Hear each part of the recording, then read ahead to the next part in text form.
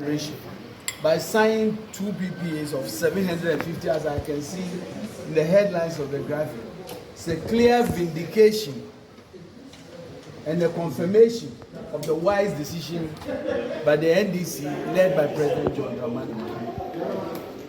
It clearly shows that he was a visionary and that the decisions that he made when Ghana found herself in doomsday were the wise decisions.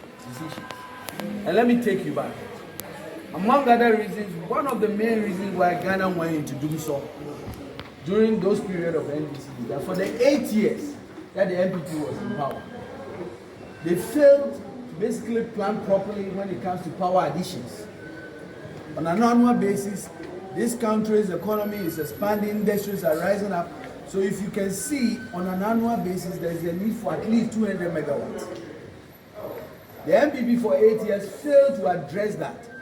So by the time the NDC came into power, this deficit resulted, among other things, the unfortunate drying up of the Kosovo dam.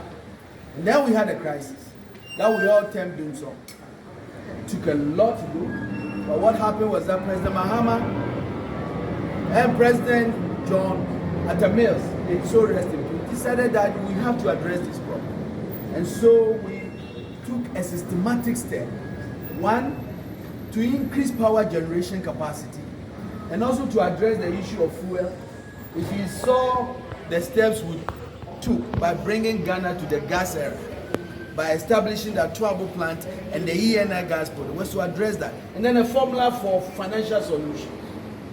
As soon as the NPP took over the reins, if you can recall, instead of thanking President Mahama and the NDC government for the last 7 years, all they've done was basically paint a picture of a government that was reckless in adding more power.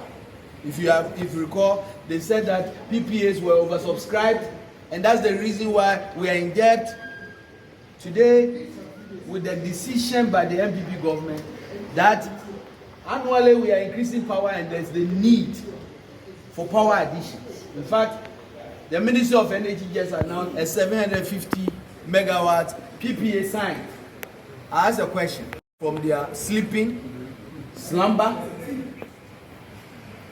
Why is it that all of a sudden they just realize there's a need to add power additions?